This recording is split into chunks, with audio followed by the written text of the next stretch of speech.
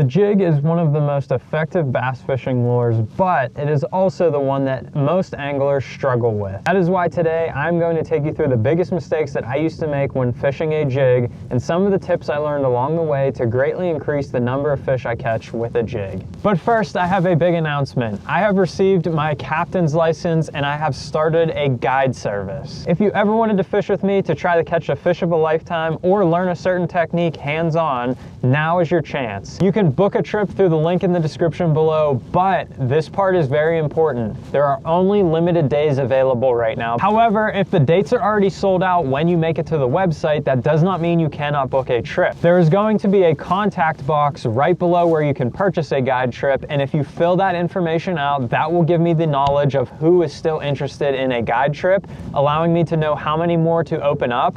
And if you fill out that contact box, you will be contacted in order of who submits that first. That is going to give you the best chance to get a guide trip with me. But until then, check out the link below and keep enjoying the fishing videos. I am excited to get out there and fish with some of you, teach you techniques hands-on, and help some of you catch the fish of a lifetime. So let's get into the video talking about this jig. So first, let's talk about gear with a jig and get this thing set up properly to have you catching the most amount of fish. Now, there's plenty of rods that you could choose from out there on the market, and it really depends on the size of your jig that you're fishing with.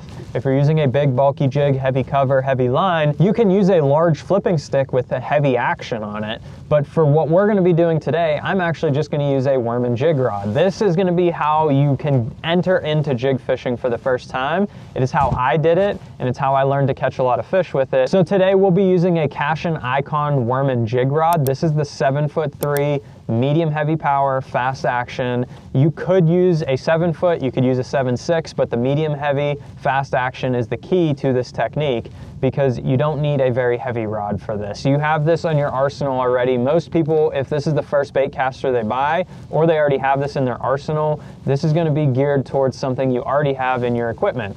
Now, I pair that up with a Shimano Corrado in the 7:4 gear ratio here, and the reason I do that is so that when I'm flipping all this cover, if I hook a fish, I can either get him out before he gets me tangled in the cover, or if he bites it and swims towards me with the bait, I can pick up my line quickly and get a good hook set on them. So that's how I like to set up my rod and reel here, and we'll talk about why we're using a lighter rod here in just a second, as well as we're using 17-pound test straight fluorocarbon on here. Usually I like to use 20-pound test straight fluorocarbon on a 7.3 heavy for a standard jig.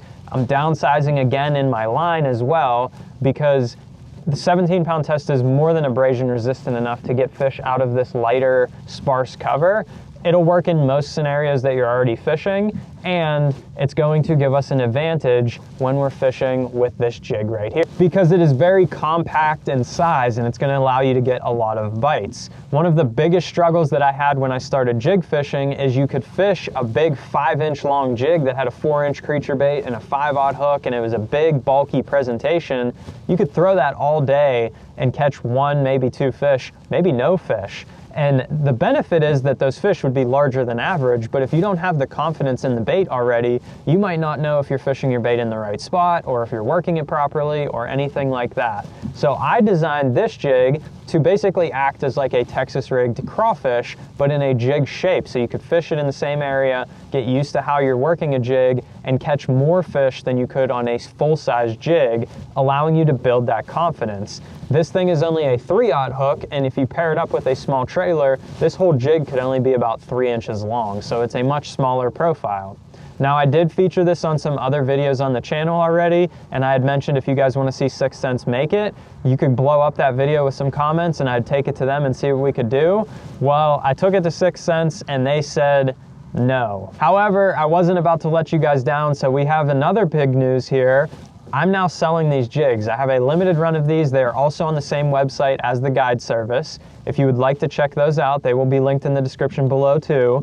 You can purchase some of these. They come in 5 colors and 2 sizes right now. It is just a limited run to see how you guys like to buy physical products from me. If you guys do like these jigs and want to purchase them, there will be more runs in the future. I just wanted to run this as a test. So if you guys enjoy these jigs, I will continue to make more runs of them and put them up on the site so you can continue to buy them. And I will also release other products that I make. I've prototyped stuff and worked on other stuff that I've made and haven't really released yet. So if you'd like to see some other products as well, make sure you let me know, and I'll continue to add new products to the website if you guys enjoy it. Now today we have been using the 3/8 ounce size because the water is very cold, so I want my bait to fall slowly in the water. I don't want it falling too quick. The bait's not moving very quick. Everything's very slow moving, so I want my jig to do the same. So I've been using the 3/8 ounce size, but the 1/2 ounce would work in warmer water or deeper water if you need it. So it comes in both of those sizes.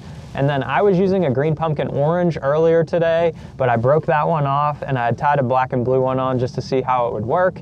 But black and blue, black and purple, those colors work in your dirtier watercolors. And then the green pumpkin orange, green pumpkin, or peanut butter and jelly, those work in a little bit clearer or slightly stained water, depending on what those fish are feeding on.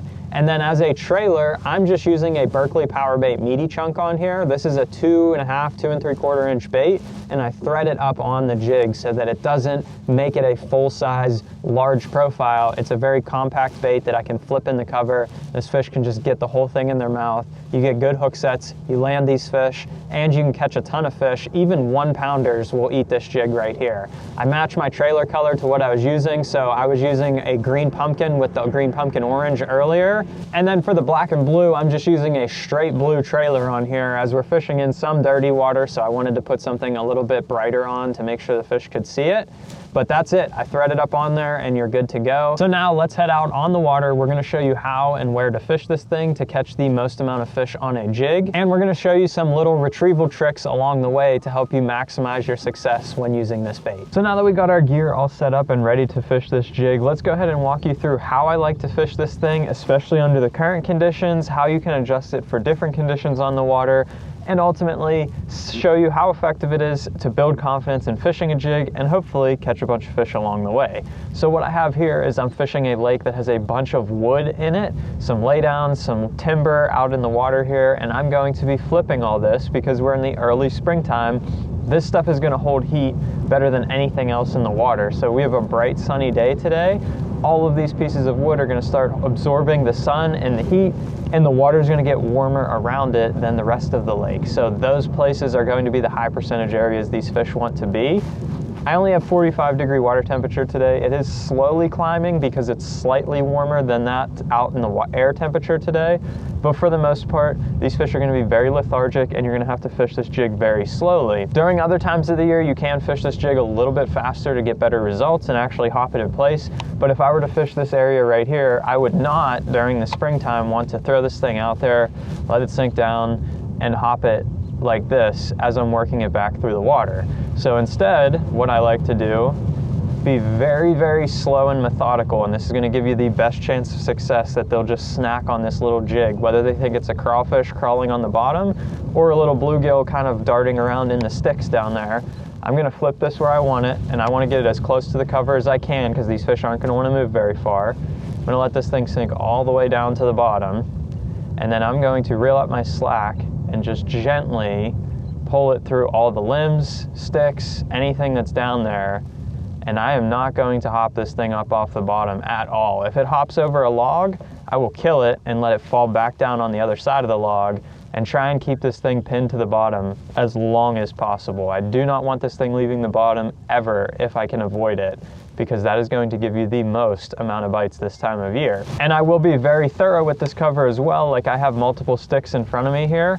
I will flip every one of these sticks. It is very painful to fish every single one of these, and there's a lot of cover in the water, but that is also how you're gonna get the most amount of bites, because a fish on that stick is not gonna swim over to that stick and eat your jig this time of year, even if the water was clear enough for him to see it.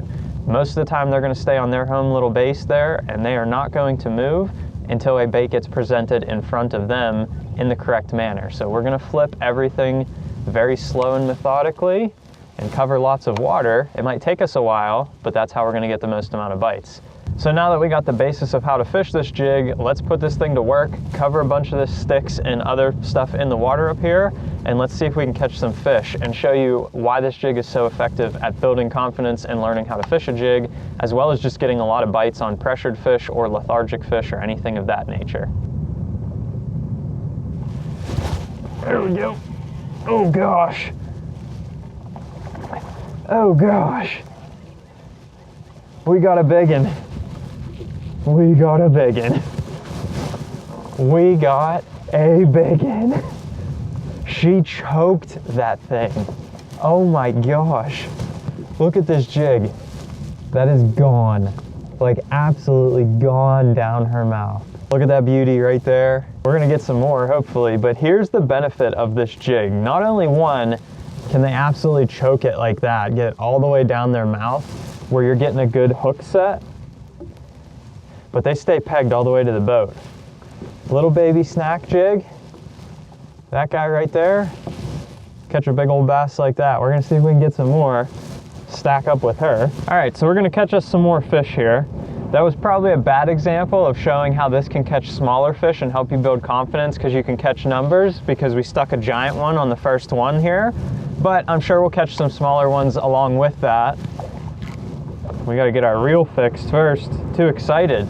That was amazing. I didn't expect that to happen at all.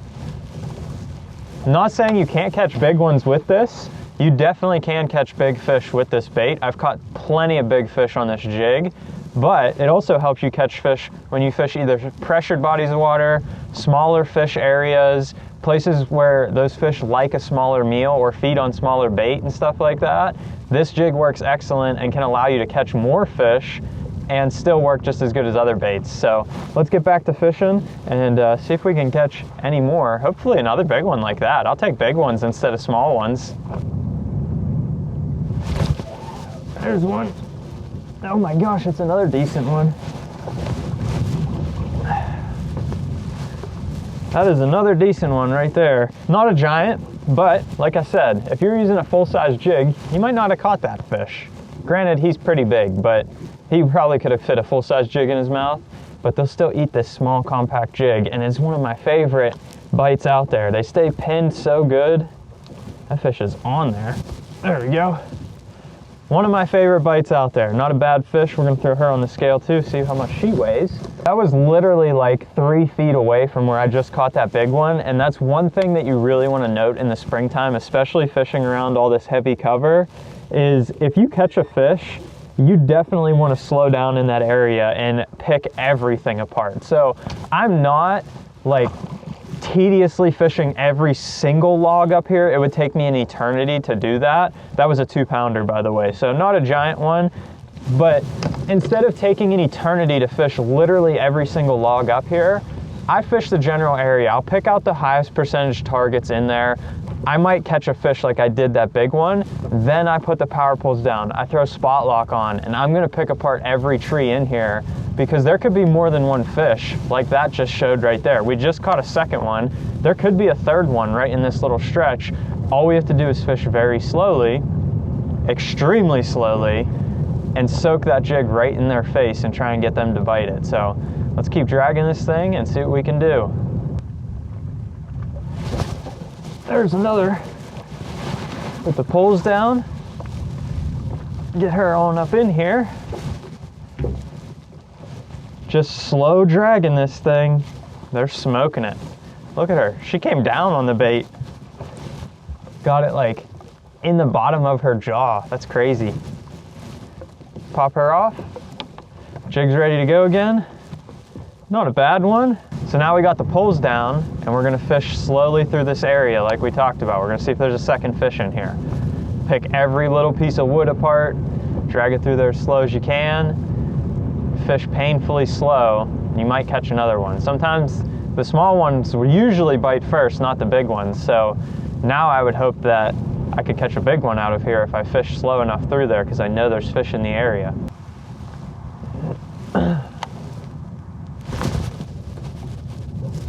Oh, it's a big one. No, it's not.